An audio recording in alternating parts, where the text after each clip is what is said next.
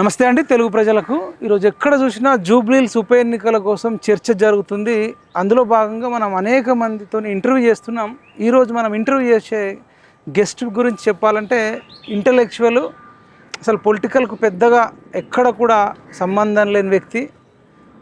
ఏదైనా ఉంటే IAS prepare అయ్యే వాళ్ళకు కోచింగ్ ఇవ్వడం కానీ, వాళ్ళ గైడెన్స్ ఇవ్వడం కానీ, ఇంకెవరన్నా నిరాశలో ఉంటే వాళ్ళ కౌన్సిలింగ్ ఇవ్వడం కానీ, మెలకువలు నేర్పడం కానీ, ఇంకా చెప్పాలంటే తల్లిదండ్రుల పట్ల పిల్లలు ఎట్లా బాధ్యతగా వహించాలని, ఇట్లా కుటుంబ సాంబంధ్యాలు కానీ లేదంటే వ్యక్తుల మధ్యలో బాంధవ్యాలు ఎట్లా ఉండాలి, నీతి నియమాలు విలువలు, వీటన్నిటి గురించి ఎప్పుడు రెగ్యులర్గా మాట్లాడే వాళ్ళు చాలా తక్కువ ఉంటారు. దాంట్లో సార్ చాలా పాపులరు. పోటీ పరీక్షలకు ప్రిపేర్ అయ్యేటోళ్ళకి మాత్రం ప్రతి ఒక్కరికి తెలుసు, టీచర్లకు, అడ్వకేట్లకు, ఇంటలెక్చువల్స్కు అందరికి తెలుసు. మనం అనేక ఛానల్లో చూసినాం, కానీ పొలిటికల్గా ఎప్పుడూ రాలేదు. బట్ నేను ఒక నవీన్ యాదవ్ సంబంధించి వాళ్ళు మావా ఫంక్షన్ హాల్లో కొన్ని వేల మందికి శ్రీమంతాలు చేసినప్పుడు, అన్నప్రాసన చేసినప్పుడు ఆ సార్ను చూడడం జరిగింది వీడియోలో. అసలు జూబ్లీహిల్స్ ఎలక్షన్స్ ఉన్నాయి, జూబ్లీహిల్స్ నియోజకవర్గం పరిధిలోనే అది జరగడం. ఆ క్యాండిడేట్కి సంబంధించి కూడా కొంత తెలుసుకుందాం, నవీన్ యాదవ్ గురించి ఏమన్నా తెలుసా లేదా అని సార్కి అడగడం జరిగింది. ఆ సార్ పేరు ఆకెళ్ళ రాఘవేంద్ర సార్. సార్ మనతో పాటు ఉన్నాడు, అడిగి తెలుసుకుందాం. సార్ నమస్తే. నమస్తే sir, thank you sir first time ఇచ్చినందుకు. చాలాసార్లు నేను కలవాలి, మాట్లాడాలి సార్తో కూడా అనుకున్నాను. ఎందుకంటే ఈ రోజులల్లో మంచి చెప్పేటోళ్ళ సంఖ్య చాలా తక్కువ ఉంది. నేను కూడా మీ వీడియోస్ చాలా రెగ్యులర్గా చూస్తాను. నేను చాలా దాదాపుగా అందరి వీడియోలు అలవాటు నాకు, ఇది విడిచిపెట్టను. అలా నాకు మీరు ఫోన్ చేసినప్పుడు మీ పేరు చెప్పగానే మీ వాయిస్ని బట్టి కానీ తమ్ముడు అని చెప్పండి. అదే సార్, అంటే విలువలు చెప్పేటోళ్ళు చాలా తక్కువ ఉంటారు. అసలు మీరు మీ గురించి ఒక 1 minute అసలు మీరు ఎందుకు ఇంత మంచి మార్గంలో, అసలు నేను షాక్. తక్కువ మంది బతుకుతారు, చాలామంది డబ్బే ప్రాధాన్యతగా, డబ్బు ఉంటే అన్నీ ఉన్నట్టే వెళ్తుంటారు. మీరు మాత్రం చాలా ఎథిక్స్గా ఇంకొక లక్షల మందికి కూడా మీరు అది బోధిస్తారు కదా. అది ఎట్లా అసలు ఎట్లా అలవాటు అయింది, ఏంది అసలు మీ గురించి? బేసికల్గా నేను కూడా డబ్బు కోసమే పనిచేస్తా, కానీ ఈ ప్రపంచంలో ఏంటంటే చాలా సింపుల్ చెప్తాను తమ్ముడు. అసలు మనం చేయాల్సిన పనిని చేస్తేనే సొసైటీకి లాభం. పెద్దగా ఏం చేయట్లే. ఇప్పుడు జర్నలిస్ట్, మీరు జర్నలిస్ట్గా మీరు చేయాల్సినవి కొన్ని ఉంటాయి. నేను ఒక ఏదో ఫ్యాకల్టీని, ఐఏఎస్ ఆస్పిరెంట్స్కి నేను ఏం చేయాలి అంటే తీసుకున్న డబ్బుకి న్యాయం చేయడమే అంతే. ఒక షాపు వాడు, మీరు మొత్తం ఎవరైనా చెప్పండి, ఆటో కానీ ఆటో వాళ్ళ కానీ ఎవరైనా కానీ, ఈ ప్రపంచంలో ఏ వ్యక్తి అయినా తాను చేయాల్సిన పనిని సక్రమంగా చేస్తే సోషల్ సర్వీస్, దానికి డబ్బు తీసుకుని తీరాల్సిందే. పథకాలుగా ఎకానమీ అంతా దాని మీద చుట్టూ తిరుగుతుంది. కాకపోతే అంటే నేను ఏర్పరచుకున్న 3 నియమాల్లో ఒకటి ఏంటంటే 99% నన్ను నా దగ్గరికి వచ్చిన స్టూడెంట్కి 99%, ఇది 1% ఎక్కడ ఉంటే ఉండొచ్చు, కానీ ఉన్నంతలో ఎక్కడ వాళ్ళకి ఏదైతే నేను చెప్పానో అదే చెయ్యాలి అని మనం పాటించేదే చెప్పాలి. రెండవది ఏంటంటే చాలామంది స్టూడెంట్స్కి ఏంటంటే వాళ్ళకి కొంత తమ పట్ల అవగాహన ఉండదు. అంటే ఒక స్టూడెంట్కి ఏమో ఐఏఎస్ అవ్వగలడు కానీ Group 1 అంటాడు, ఒకరు Group 1 కాగలడు కానీ Group 2 అంటాడు. నేనే ఉంటానంటే నువ్వు ఏది అవ్వగలవు అంటే నువ్వు గల్లీలో మెడల్ తీసుకోగలిగిన వాడవా, ఒలింపిక్స్ దాకా వెళ్ళగలిగిన వాడవా, అది చెక్ చేస్తాను. వాళ్ళ కెపాసిటీని మీరు మెజర్ చేసి ఓపెన్ చెప్తా, అరే బాబా నువ్వు ఇది అవ్వగలవు, ఇది అవ్వలేవు. మూడోది ఏంటంటే ఉన్నంతలో నేను సొసైటీకి ఉపయోగపడతానని చెప్పను, కానీ సోషల్ సిస్టమ్స్ ఎలా మారుతున్నాయి, మారుతున్న వాటితో ఎట్లా. ఉదాహరణ ఇప్పుడు మహబూబ్నగర్ జిల్లాలో ఒక 10-15 స్కూళ్ళ గవర్నమెంట్ స్కూల్ పిల్లలకి ఐఏఎస్ కోచింగ్ ఉచితంగా ఇస్తున్నా, ఫ్రీగా మొబైల్ యాప్ ద్వారా. గవర్నమెంట్ స్కూళ్ళలోనూ 8th, 9th, 10th క్లాస్ పిల్లలకి వాళ్ళకి ఐఏఎస్ అంటే ఏంటనేది నిజంగా ఇప్పటికిప్పుడు వాళ్ళు ఐఏఎస్ చేయడం ఉద్దేశం కాదు, కొంచెం విత్తనం భలే చెప్పారు మీరు. విత్తనం, ఒక విత్తనం పడితే వాడు రేపటి రోజున ఐఐటి వైపు వెళ్తాడా, ఐఏఎస్ వైపు వెళ్తాడా, ఎంబీబీఎస్ అవుతాడా. ఎండ్ పాయింట్, అరే జీవితం చాలా పెద్దది, కెరీర్ చాలా ఉన్నాయి, ఈ కెరీర్ ఆపర్చునిటీ చూసుకో, దాంట్లో ఏదో వెతుక్కో, ఏది కావాలో చూసుకోండి. అలాగే మనం విజువల్లీ ఛాలెంజ్డ్, ఫిజికల్లీ ఛాలెంజ్డ్ పిల్లలకి ఐఏఎస్ మెటీరియల్ని బ్రెయిలీలోకి తీసుకొచ్చాను. నాకు తెలిసి ఇండియాలో నేను ఫస్ట్ టైము, ఆ తర్వాత మిగతా వాళ్ళు తీసుకొచ్చారు. మరి ఇంటర్నెట్లో కూడా కొడితే టైప్ చేస్తే వస్తుంది ఐఏఎస్ బ్రెయిలీ ఆకళ్ళ తెలంగాణ అని కొడితే. అంతే సో ఉన్నంతలో సొసైటీలో ఒక 5-6 అనాథాశ్రమాలకి ఏదో ఒక చేస్తున్నా. హెల్ప్ చేయడం కానీ, ఎట్లా సార్ అట్లా అనాథాశ్రమం? అంటే వాళ్ళ దగ్గరికి వెళ్ళి క్లాసులు తీసుకోవడం, ఆ పిల్లలకి ఏమైనా మోటివేషనల్ స్పీచెస్ ఇవ్వడం. నేను ఎక్కువగా అన్నదానము, వస్త్రదానము, బ్రెడ్ లాంటివి ఇవ్వడం కన్నా విద్యాదానం విద్యాదానం.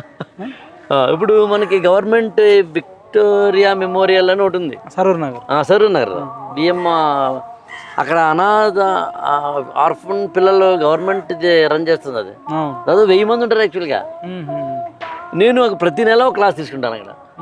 ప్రతి నెల ఒక క్లాస్ తీసుకోవాల్సిందే ఫ్రీగా. పైగా వాళ్ళు అడగలేదు నన్ను. మళ్ళీ వేరే పని మీద నేను అక్కడ వెళ్తే ఇంతమంది పిల్లలు ఏంటారు బాబు, ఏంది ఇది, నా ఫోటోలు కూడా మీకు పంపిస్తా, అసలు మైండ్ ఇంత మంచి పిల్లలా అని చెప్పి నేనే అన్నాను. అరే పైగా మనకి నేను ఉండే తెలుసుకున్నారు పక్కనే కదా అలా. సో ఉన్నంతలో అంతే, నాట్ ఏదో పెద్ద ఇది కాదు. సరే అట్లా అంత ఆనందం చేసినా మంచిగా ఉంటుంది సొసైటీ, అందరూ అట్లా అనుకుంటే. అందులో కొంత భాగం అనుకున్నా.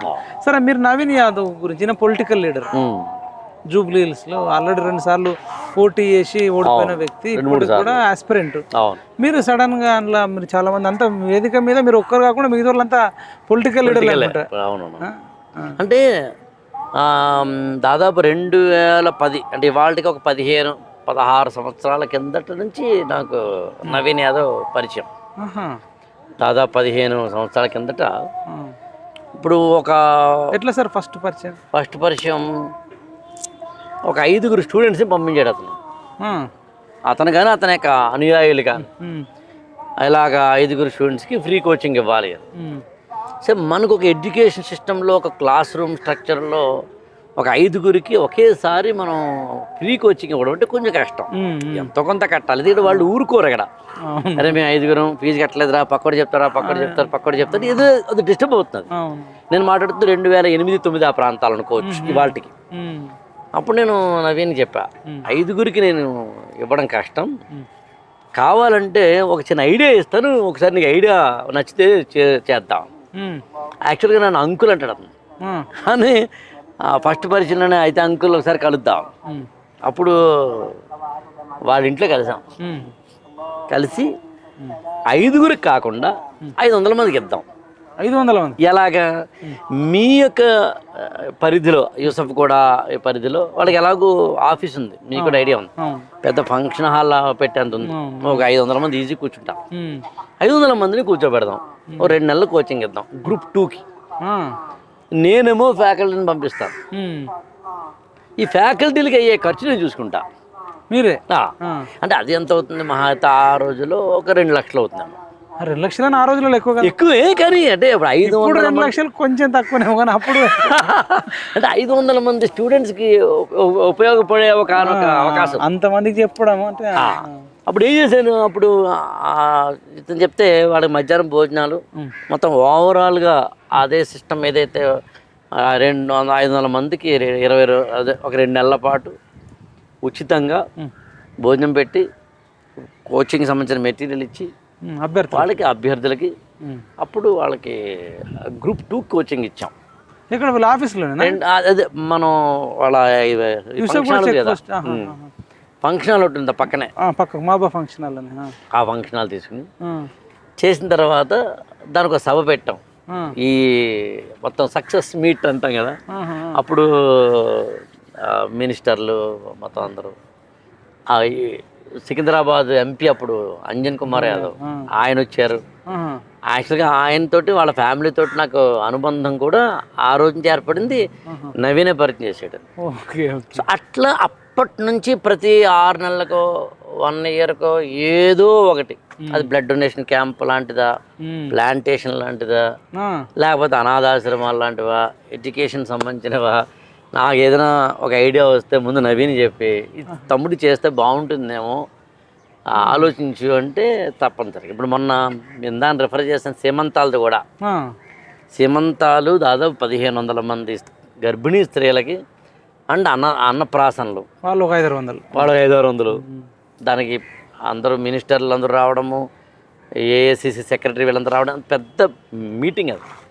నేను దానికి కూడా అదే చెప్పాను, తమ్ముడు ఎలాగూ నువ్వు చేస్తున్నావు కదా, ఇది వీళ్ళందరికీ అంటే ఆ అన్నప్రాసన కానీ లేకపోతే వీటికి చేసేటప్పుడు కొన్ని ప్రత్యేక వస్తువులు, గాజులు, పసుపు కుంకుమ, ఇలాంటివి కొన్ని ప్రత్యేకమైన వస్తువులు ఆయుర్వేదం ప్రకారం చూస్తే బిడ్డ లోపల ఆరోగ్యకరంగా ఉండేందుకు కొన్ని వస్తువులు ఇస్తారు.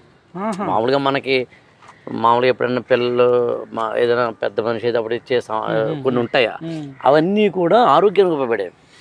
అట్లా ఈ ఆరోగ్యానికి ఉపయోగపడేవి కొన్ని ఏర్పాటు చేద్దాం. అందులో ఫ్రూట్స్ ఎలాగో ఇస్తాం, గాజులు ఎలాగూ పెడతాం, చీర ఎలాగూ పెడతాం, పసుపు కుంకుమ ఎలాగూ ఇస్తాం. వాటితో పాటు కొన్ని ఆరోగ్యకరమైన వస్తువుల్ని ఒక 10 రోజుల పాటు వాళ్ళు వాడేలాగా అది కూడా ఒక ప్యాకెట్ పెడతారు. దానికి మహా ఎంత అవుతుందో 200 ఖర్చు అవుతుంది ఎక్స్ట్రా.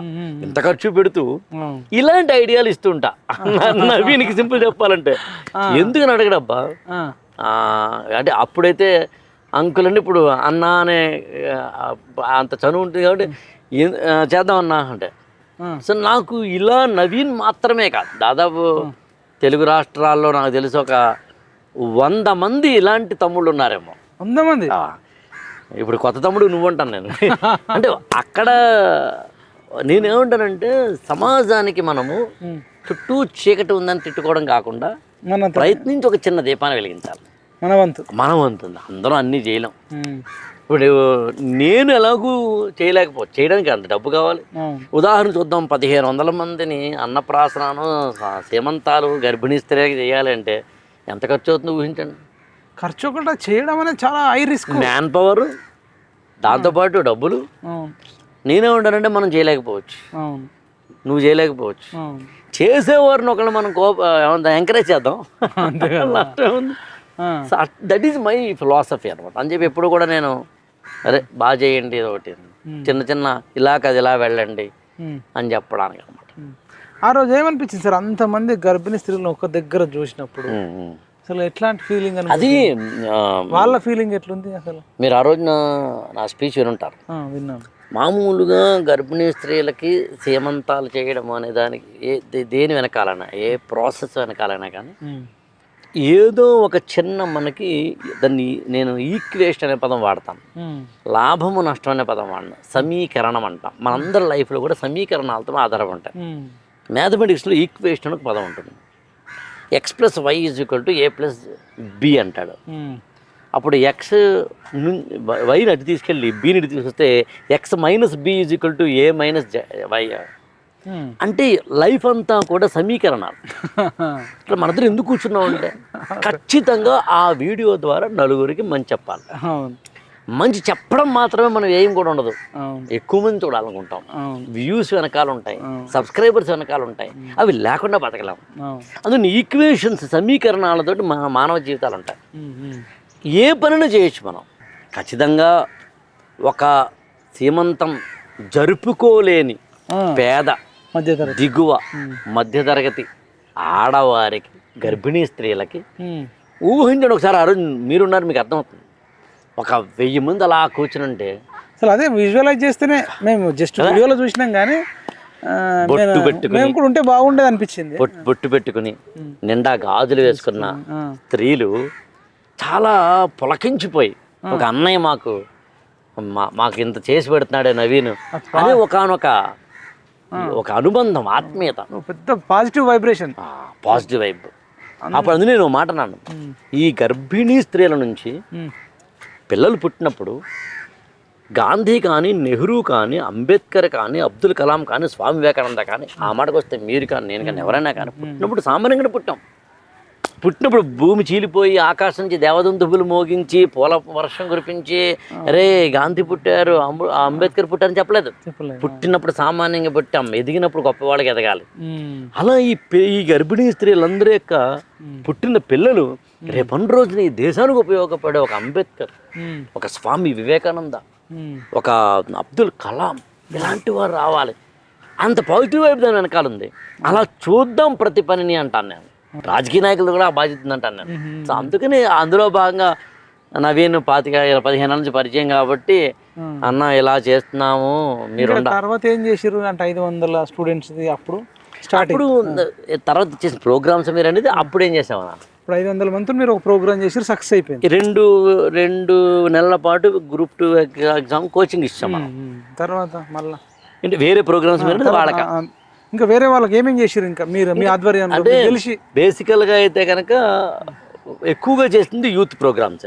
ఏం చేసారు? ఉదాహరణకి ఈ మన యూసఫ్ కూడా నియోజకవర్గ మనం ఉన్న జూబ్లీస్ నియోజకవర్గ వీటిలో గవర్నమెంట్ స్కూల్ పిల్లలకి 10th క్లాస్ పిల్లలకి ఎగ్జామ్ టిప్స్ అంటాం, మెమరీ టిప్స్, ఎలా రాయాలి, ఎగ్జామ్ హాల్లో ఎలా ఉండాలి, కాన్ఫిడెన్స్ ఎలా ఉండాలి 10th క్లాస్ పిల్లలకి అండ్ ఇంటర్మీడియట్, అది కూడా గవర్నమెంట్ స్కూల్ పిల్లలకి. మీతో చేయించారు? ఏమో నాతో నాకు తెలిసి కోవిడ్ తర్వాత రెండేళ్ళు కొంచెం ఆపాము తప్ప, కోవిడ్ టైం ఒక 2-3 ఏళ్ళు ఆపాము తప్ప, నాకు తెలిసి గత 15 ఏళ్ళుగా చేస్తూనే ఉన్నాం. ఇంకేదైనా నవ యువ నిర్మాణ్ అని ఒక ఆర్గనైజేషన్ ద్వారా ఇప్పుడు చిన్నపిల్లలకు లాంటి బుక్స్, నోట్ బుక్స్ బుక్స్ ఇవ్వడం కానీ, అంటే యూత్ బేస్డ్ ప్రోగ్రామ్స్ అన్నీ దాదాపు నేను డిజైన్ చేసి లేదా నా ఆధ్వర్యంలోనో లేదా నేను దాంట్లో పార్టిసిపేట్ చేయడమో, మన సీమంతం లాంటివి ఇట్లాంటి వాటిలో స్కూల్ పిల్లలకు కానీ, లేకపోతే ట్రాఫిక్ సంబంధించి కానీ, లేకపోతే ట్రాఫిక్ కానిస్టేబుల్స్కి ఇప్పుడు మనం సమ్మర్లో వాళ్ళు బాగా ఎండనబడి ఉంటారు కదా, వాళ్ళకి కొంత సర్వ్ చేయడం కానీ, చిన్నవి అవి, పెద్దవి కావు, చలివేంద్రం లాంటి వాటి చిన్నవి, బట్ అలాంటి చిన్న మొదలుకొని అదే మీకు గుర్తున్నాయి చెప్తే బాగుంటుంది. అంటే ఏం లేదు, ఒకటి 10th క్లాస్ పిల్లలకి, ఇంటర్మీడియట్ పిల్లలకి, అలాగే ఇక్కడ మనకి గవర్నమెంట్ హాస్టల్ ఒకటి ఉంది. ఇప్పుడు మనం ఉన్న చోట నుంచి తరుణి ఉంది కదా, తరుణి పక్కన హఠాత్ గుర్తు రావట్లేదు, బాబు జగజ్జీవన్ రామ్ ఏదో, అక్కడ పిల్లలకి, తర్వాత వచ్చేసి ఇందాని చెప్పినట్టుగా కాంపిటేటివ్ ఎగ్జామినేషన్స్కి వెళ్ళే పిల్లలు దాదాపు అదైతే ఒక 7-8 క్యాంపులు చేసి ఉంటాం. 7-8 గ్రూప్ 2, డిఎస్సి, మన డిఎస్సి అంటే టెట్ డిఎస్సి అండ్ జేఎల్ ఒకటి చేసాం. దాదాపుగా 2013లో జేఎల్ పెద్ద నోటిఫికేషన్ వచ్చాడు గుర్తు నాకు, ఉమ్మడి ఆంధ్రప్రదేశ్ ఉన్నప్పుడు. అప్పుడు వాటికి తర్వాత మెటీరియల్స్ డిస్ట్రిబ్యూషను, ఏది ఐఏఎస్ కన్నా గ్రూప్ 1 గ్రూప్ 2కి. ఇప్పుడు 7-8 సార్లు అంటే కొన్ని వేల మంది అయి ఉంటారు సార్ ఈజీగా. ఫస్ట్ టర్మే 500, ఫస్ట్ టైం 500, దాదాపు ప్రతిసారి కూడా 400-500 అట్లా. నోటిఫికేషన్ రావడం తగ్గినప్పటి నుంచి ఏం చేయలేకపోతున్నామేమో తప్ప అన్నట్టు ఎస్ఐ కానిస్టేబుల్ కూడా చేసాం. అవునా? ఎట్లా? ఇది లాస్ట్ బిఫోర్ నోటిఫికేషన్కి అట్లా. సేమ్ మీరు ఫస్ట్ చేసినట్టే మీరు టీచర్లను పంపడం, వాళ్ళు ఫుడ్ పెట్టి మెటీరియల్ అంతే. అంటే ఇప్పుడు ఎలా ఉంటుందంటే లాజికల్గా చెప్తాను, నేను అదే నమ్ముతాను యాక్చువల్గా. ఇప్పుడు నేను అందునే ఐ థింక్ ఇప్పుడు మీ ఇంటర్వ్యూలో కూడా నేను పెద్దగా సమాజాన్ని సేవ చేసినట్టు యాక్సెప్ట్ చేయను. నేను ఇప్పుడు నవీన్ ఇలాగ 500 మంది చేద్దాం, 5గురికి ఏంటి అన్న ఫస్ట్ డే నేను ఎవరో తెలియదు అతనికి. తెలియనప్పుడు ఒక 2 నెలల పాటు 500 మందికి ఇది బడ్జెట్ ఇలా ఉంటుంది, ఇలా చేద్దామని నేను ఒక లిస్ట్ ఇచ్చినప్పుడు 2 లక్షలు ఎంత ఖర్చు అవుతుంది నాకు టు సెండ్ ద ఫ్యాకల్టీస్ అన్నప్పుడు ఖచ్చితంగా ఆ రోజు నాకు ఆత్మీయత ఉండదు. ఆ రోజు నేను అంకులో, సారో, గురువు గారో ఏ పదం వాడినా అయితే మీరు పెట్టిన అనొచ్చు, కానీ జర్నీలో ఎలా ఉంటుంది తెలుసుకున్న తర్వాత ఎగ్జాక్ట్లీ జర్నీలో అరే ఏం చదివి పెట్టించడం ఏంటి, ఆబ్వియస్గా ఇంకోటి ఎవడం ముందుకు వచ్చి అన్న నేను చూసుకుంటాను వచ్చాడు కదా. సో అది ఫస్ట్ టైం యాక్చువల్గా. మిగతా 7-8 సార్లు వాళ్ళు ఫ్యాకల్టీ ఎవరో ఒకరు నేను నా బుర్రని ఇవ్వడం. ఇప్పుడు విత్తనం వేసిన తర్వాత, మొక్క అయిన తర్వాత, మొలకైన తర్వాత ఇంకా ఆటోమేటిక్గా నలుగురు దాన్ని పెంచి పోషిస్తారుగా. జాబ్స్ వచ్చినాయి సార్ వీళ్ళు? ఉన్నాయి, జాబులు వచ్చిన వాళ్ళు ఉన్నాయి. అది యాక్చువల్గా ఆ రికార్డ్ నాకన్నా నవయ నిర్మాణ ఆఫీస్ వాళ్ళ దగ్గర ఎక్కువ ఉంది. ఈవెన్ రీసెంట్గా ఆయన మీద ఒక వీడియో కూడా చేశారు నవీన్ మీద. ఆ వీడియోలో కూడా క్లిప్పింగ్స్ చూశాను. సిరాజ్ అని కూడా చేశారు, నాట్ రాంగ్, అందులో క్లిప్పింగ్స్ చూశాను నేను అట్లా. Okay sir. అయితే శ్రీమంతం రోజుకి వద్దాం. ఆ రోజు ఎట్లా వాళ్ళు మహిళలు మాట్లాడారు కదా, గర్భిణీ స్త్రీలు ఏం మాట్లాడారు సార్?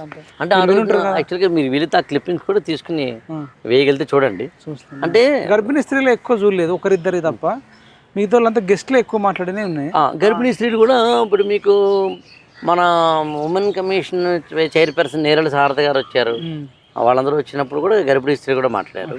ఏం మాట్లాడుతున్నారు? బట్ బేసికల్గా ఏంటంటే ఎట్లుంది ఆ రోజు వాతావరణం? బేసికల్గా ఏంటంటే ఒక గర్భిణీ స్త్రీ సీమంతం జరిపించాలని కోరుకుంటుంది. అమ్మ కానీ, నాన్న కానీ, అన్నయ్య కానీ.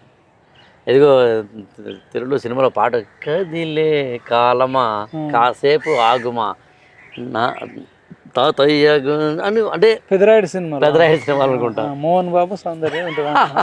నాకన్నా మీకే బాగా అంటే మీరు వాడుతుంటే నాకు గుర్తొస్తుంది. గర్భిణీ స్త్రీకి ఎంత కాదనుకున్నా ఒక ఉంటుంది, ఒక అన్నయ్య, ఒక నాన్న, ఒక అమ్మ, పెద్దమ్మ. సరే. సో ఆ రోజున వచ్చిన ప్రతి స్త్రీ నా యొక్క జీవితం ధన్యమయ్యింది.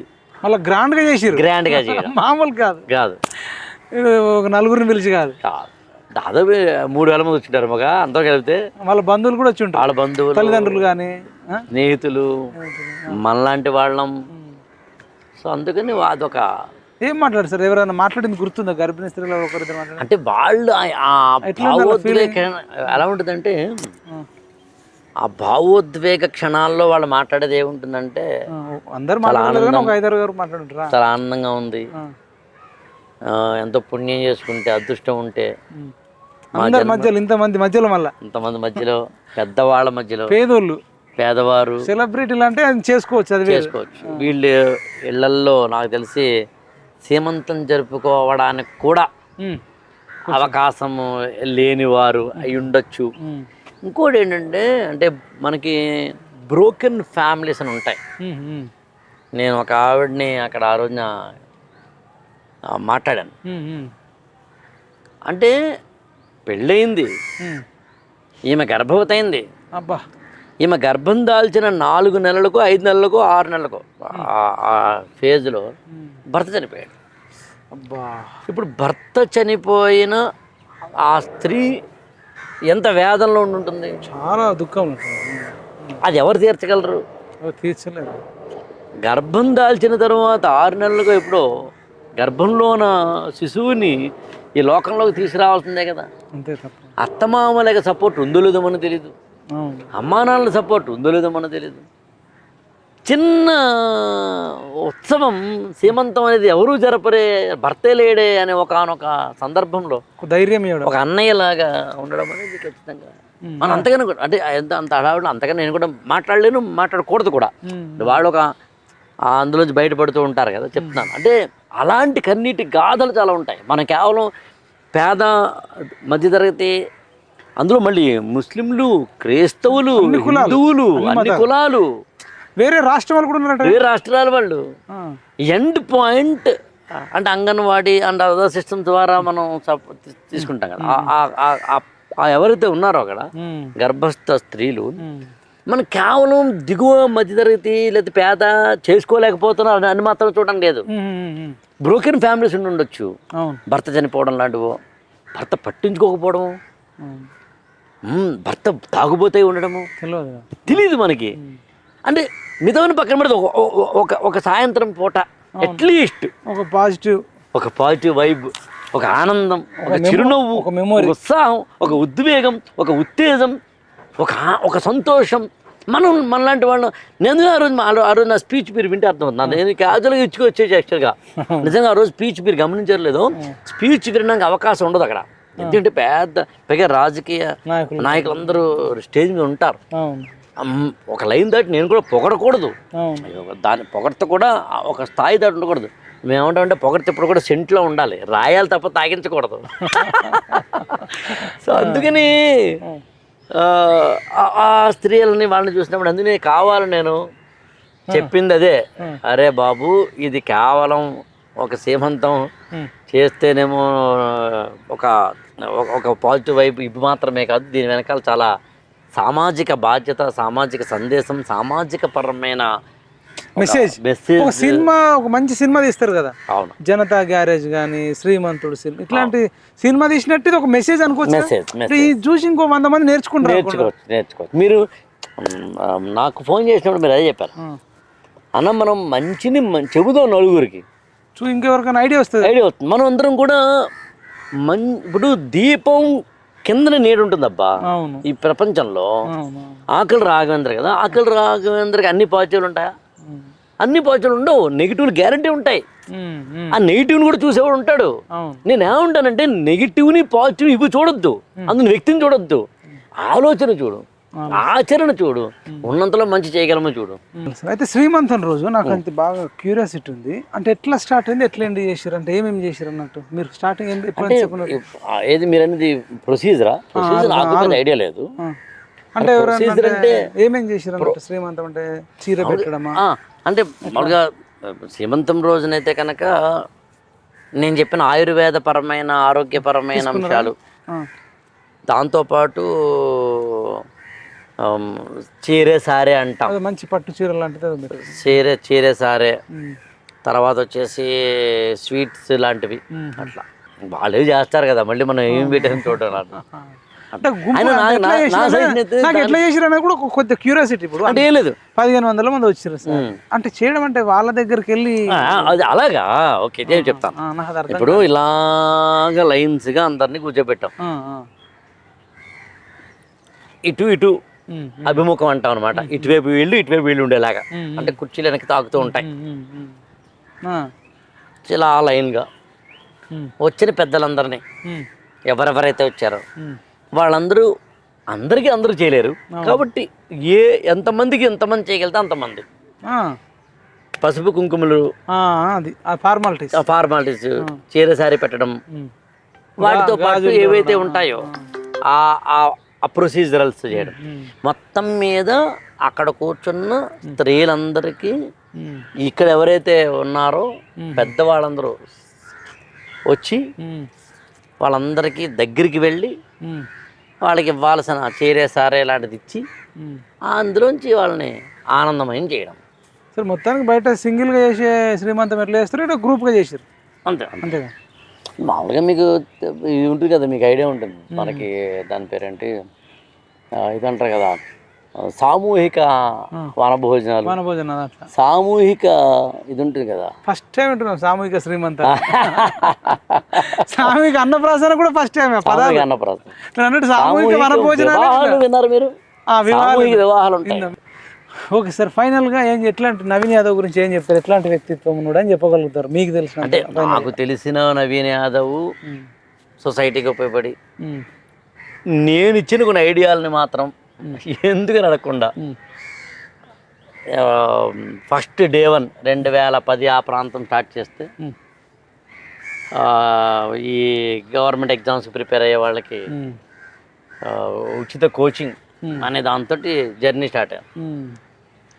అక్కడ నుంచి మొదలుకొని constable, DSC, TET, group 2, group 1, RRB, ఏదో ఎస్ఎస్సి, సిజిఎల్, ఎప్పుడెప్పుడు ఎంతైతే ఒకసారి 100 మంది, ఒకసారి 200 మంది, ఒకసారి 300 మంది అనే దాన్ని బేస్ చేసి దాని తర్వాత మొన్న సామూహిక సీమంతాల వరకు ఇంకా చిన్నవి ట్రాఫిక్ కానిస్టేబుల్స్ లాంటి వాళ్ళకి ఎవ్రీ ఇయర్ ఏదో ఒకటి చేస్తూనే ఉంటారు. ఎవ్రీ 6 నెలలకు కూడా, ఎవ్రీ ఇయరే కాదు. అంటే ఒక స్వచ్ఛంద సంస్థ పెట్టిన తర్వాత ఏదో ఒక వర్క్ అందుకని ఇవన్నీ చెబుదాం ఉన్నంతలో. Thank you sir, thank you. ఇదండి సారు, మరి ఒక సముద్ర గని అనుకోవచ్చు. ఎన్ని గంటలైనా మాట్లాడగలుగుతాడు. ఇప్పుడు ఇలా పర్టికులర్గా ఒక నవీన్ యాదవ్ గురించి రాష్ట్ర వ్యాప్తంగా చర్చ జరుగుతుంది కాబట్టి ఆ సార్తోని నవీన్ యాదవ్ గారికి అనుబంధం ఉంది కాబట్టి ఆ 15 ఏళ్ళ నుంచి సార్కున్న అనుబంధాన్ని పంచుకోవడం జరిగింది. ఈ వీడియోని ఎక్కువ మందికి షేర్ చేయాలని. ఫైనల్గా ఓటర్లకు ఏమైనా చెప్తారా సార్? జూబ్లీహిల్స్ ఓటర్ అంటే మామూలుగా ఏ ఎలక్షన్ అయినా, నాట్ ఓన్లీ ఏ ఎలక్షన్ అయినా కానీ, ఎలక్షన్లలో ఓటు వెయ్యడానికి పోలింగ్ బూత్లోకి వెళ్ళి ఓటేసి రావడమే దేశభక్తి. సమాజానికి మనం ఇచ్చే ఏదైనా కాంట్రిబ్యూషన్ అంటే రిప్రజెంటేటివ్ డెమోక్రసీ అంటారు. అంటే ప్రాతినిధ్య ప్రజాస్వామ్యం అని. మనందరము పని చేస్తూ ఉంటే మన తరపున ఒకళ్ళు పాలసీ క్రియేట్ చేస్తారు, అదే రిప్రజెంటేటివ్ డెమోక్రసీ. అందుని ఎప్పుడూ కూడా డెమోక్రసీలో ఓటు వేయాలి, ఎక్కువ ఓటు పోల్ అవ్వాలి. జూబ్లీహిల్స్లో నాకు తెలిసి ఆన్ అన్ యావరేజ్ 50% కూడా లేదు. అవును, మీరు ఎప్పుడైనా గమనిస్తే గత 2009లో ఈ నియోజకవర్గం ఏర్పడింది టెక్నికల్గా. అసలు నిర్బంధ ఉచిత విద్యలాగా నిర్బంధంగా ఓటు వేయాలని పెట్టవచ్చు కదా, అది ప్రజాస్వామ్యం అవ్వదు. అది అవుదా? ఎలా అవుతుంది? ప్రజాస్వామ్యం అంటేనే ప్రజలు తమ ఇష్టం మరి మితిమీరి ఓటేయకపోవడం కూడా అంటే మోటివేట్ చేయాలి అంతే. అంటే మనది అరిస్టోక్రసీను లేకపోతే ఆటోక్రసీ లేకపోతే కనుక డిక్టేటర్ కాదు కదా. అప్పుడు ప్రజాస్వామ్యంలో ఇప్పుడు మీకు బెస్ట్ ఎగ్జాంపుల్ చెప్తా, మనం ఒక హాయిగా ఒక పార్ట్నర్ కూడా మాట్లాడుకుంటున్నాం. ఈ ప్రజాస్వామ్యానికి ఇంతకన్నా ఏం కావాలి? ఓకే అమ్మో మామూలు విషయం కాదు. Thank you.